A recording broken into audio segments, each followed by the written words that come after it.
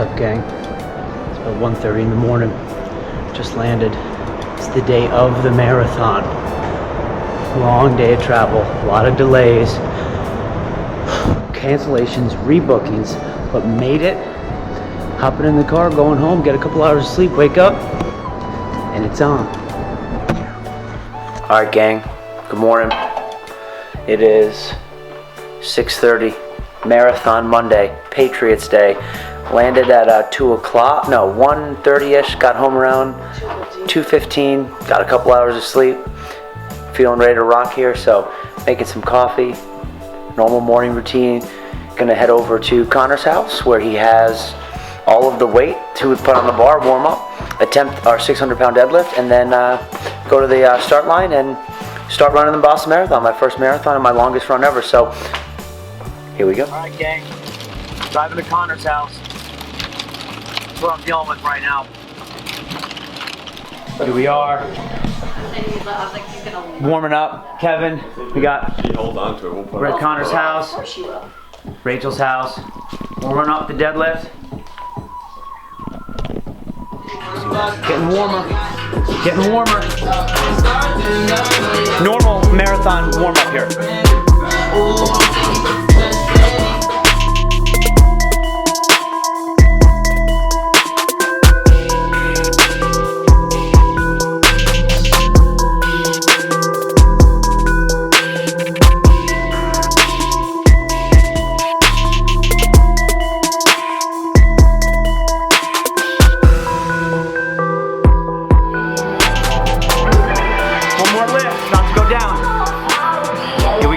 That was 575. We're gonna go, we're gonna do it live. 600 on the bar.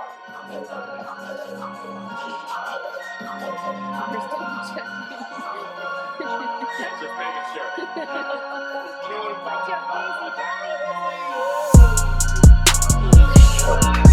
Come on, let's go. You can do it, babe. Waking up.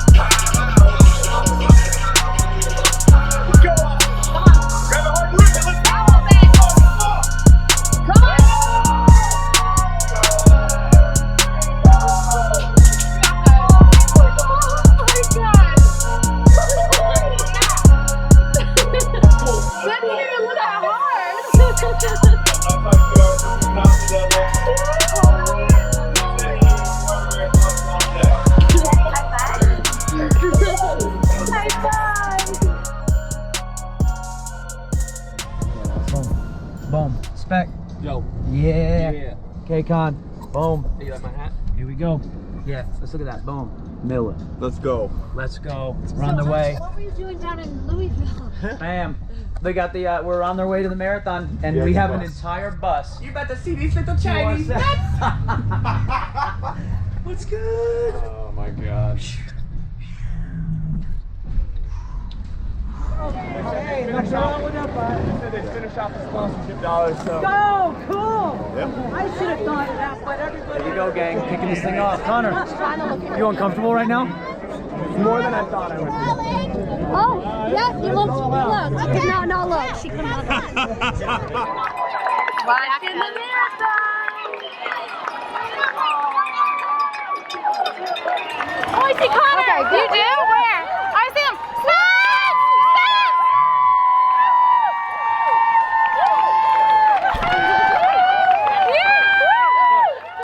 Love you. Love you. Nice job, guys. I didn't see Austin. Oh, he was right there. Okay, guys.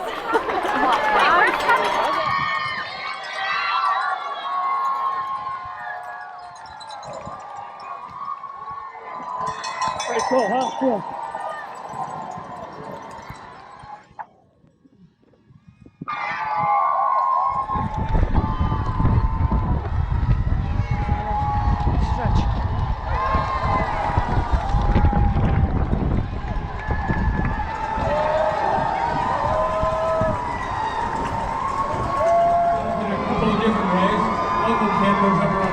About to cross the finish line. All of you as the absolute face of resilience in the face of the bombing in 2013, Adrian Haskell. Adrian, welcome. Thank you, Tom, as well. wonderful to be here. What a view. Like coming from mile 20, the runners are really coming out there. And this view, seeing the incredible finish line. Finished. Done. Done. Connor and Austin, they finished. Yeah. I can't even see it. It's really Bad. Fun. awful. Blisters. Oh, this is real. Let me tell you, you're gonna talk about a marathon, you might as well do one, and it hurts a lot. Final time was like 4:27, so movement, normal cue and movement is difficult right now. But hey, 26 and 6 today, 26.2 miles and 600-pound deadlift. I'll take it. 2 PRs in a day. There it is. That's the recap. That's what happens when you don't wash the sand off of your socks and wear them after you went for a marathon. Well, make sure we're in frame. I'm gonna just sit down on the table. Could do that. Recap. We just ran the marathon. What are we gonna tell the peeps? I like something that you talked about a while ago, and it's like, and it comes down to the fact that you deadlifted 600 pounds and then ran a marathon was absolutely incredible.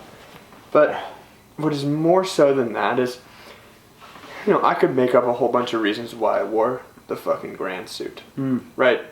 I mean, it was for the charity. We got a bunch more money donated. It was for an awesome cause. Like, the guys at Big Night Entertainment Group are fantastic. But what it comes down to is that I said I would, and then we did it. Yeah. If you say you're going to do something, do it. Yeah. And if that's the only thing that you pick up or learn from Austin, deadlifting 600 pounds and running a marathon in the same day, which is not an intelligent decision, but just if you say you're going to do something, do it. Or try your best to do it. Right. If that's the simplest thing, or like that someone takes away, it's like, and it doesn't even mean you have to act on everything you say. Maybe it just means be more cautious or careful about saying or committing to things. Yeah, I'll definitely be there. Yeah, I'll do that. Oh, I'm definitely down. God, I can't think of how many times I've said that. Or I mean, no, I'm not perfect, but I still say that, and I have no intentions of hanging out or doing anything or being at that place. Yeah. It's cool, like reflecting on something to where, you know, I probably wore that suit half for the, you know, charity, half because I like attention, half because it's something new, you know, it was inspiring, people cheering you on and stuff. But the fact of the matter is that I put that thing on, and I did not want to wear that for the marathon. I was like, this is ridiculous. It was very revealing. Even at the very, very beginning of the race. But I said I was going to, and, you know, that was my word, and then the word is my bond, and those guys, you know, that's like if I were to do that, and then those guys were to pull out and be like, oh, we were going to donate this much, but then, you know, something came up. It's like, That's not cool. no. That's my thoughts. Yeah. I think the top level for me was, you know, obviously running a marathon is way outside the scope of training for me for what I've done in the world of CrossFit. And, you know, traditionally we think about endurance athletes as athletes that are not strong. You know, and you know, self-proclaimed, if you're a world-class endurance athlete, you're not going to be super strong. Your squat and your deadlift are not going to be something to write home about. So I thought it was cool to come up with the, hey, you know what? Can I run a marathon and deadlift 600 pounds? Granted, I was, 25, 30 pounds off. So it wasn't like, I had to train to go a 100-pound jump, but nonetheless, a big number. And I'm curious if anyone else in the world has ever done that. Yeah. In the same day, deadlift 600 pounds, even 500 pounds, and run a marathon. I'm interested. If you have, comment. Let us know. With proof, preferably. That you did it. Not that you can do it. We don't want Prilipin's chart here. Like, well, my projected 1 rep max is 600, and my projected marathon time is this. I ran a 5K in 22 minutes, which pretty much means I got a marathon in 4 hours. So now and then and gosh, a little behind the curtain is that like I was 5 minutes away from not getting here today because of my flight back home from a seminar, and I was really upset last night. I was telling these guys that like I was on the plane, my flight that was getting me to my connecting flight, not sure if I was going to make it. And I was just like all emotional because of what Connor said, that like it wasn't the fact that I wanted to prove to people I could pull 600 pounds and run a marathon. It was the fact that I told people I would do it. They were, already sending me text messages of good luck wishes and thinking about you and blah, blah, blah, blah, blah. And that's something that it's really meaningful to me. And if I were going to miss that, that's a huge problem for me as a human being. And so I was really stressed about that. I texted my wife. I was like, I was so stressed on that first plane, and then sprinted through the Atlanta airport to get to my connecting flight and made it, thankfully, to be able to get here. And just to be able to attempt the 600-pound deadlift. Quite honestly, I wasn't sure if I was going to be able to pull it, but the bar did feel hot today, and it pulled, and it went fast. I wanted a 4-hour marathon. At mile 20, that became apparent that was not happening. Because up into mile 20, I was like, okay, I go, the pace looked good, and then it was awful. Everyone's like, it's going to be awful, and I've never run a marathon, so I expected it, but you don't know what it's going to feel like until you actually go through that. And it was terrorizing on the body. But got it done, and I'm super proud. Obviously, Connor's a stud. You did it in I don't know. Like low 4s, right? Mm-hmm. Almost like 4:09 or something like that. Yeah, I did 4:27. So, again, by no means is it something to write home about, but 26.2 miles. That was essentially a 13-mile PR distance running. So, I'll take it. Something cool about marathons, or maybe just running in general, that you can relate to military training is that they have this PST or this PFT, this physical readiness test that everyone needs to be capable of to go into the training. I always looked at it as a joke. It was like, oh really, if I can do 8 pull-ups, then I can go through this training pipeline, or whatever it may be for whoever. But having that base level of fitness really gives you what you need to finish the training. The same as if someone can run, I don't know, X distance. There is probably like a bottom line marathon distance. That it is the marathon, like that training, is no longer as physiological as people think. You don't have to do a 22-mile run in your workups to then say, okay, I can do 26. My body is prepared for that. Right. Your body can do it. And the main bit of evidence, this isn't just me trying to throw stuff out there for mental toughness, but the main bit of evidence is when you're running through an area, for instance, mile 12, full of Reebok employees, people we work with and see every single day, it's just awesome. Screaming. Going wild. And for that point in time, the blister on your foot and your knees and your hip flexors and your quads, everything is juiced, everything feels terrible. But for that point in time when those guys are yelling for you, all of a sudden you start high-stepping, you start running, your speed goes faster. Afterwards, we're looking around at each other that was incredible. You forget about the pain of running. And that's psychological. That doesn't, them doing something to you didn't change your muscle tissue or your muscle fibers to give you more to go. What it did is it told your mind that, hey, that's not that big of a deal. Right. And gosh, I sure had to dig deep and find something around mile 23. All I wanted to do was stop. Oof. I had a wall. Yeah. Drinking beers and running a marathon is not a good idea.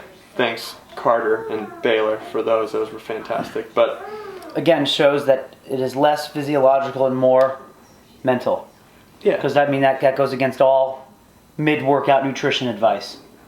Well, yeah, but that was a bad idea. Yeah, don't do it. But it's the same reason at the end, you the last 800 meters, that straightaway, you're kicking.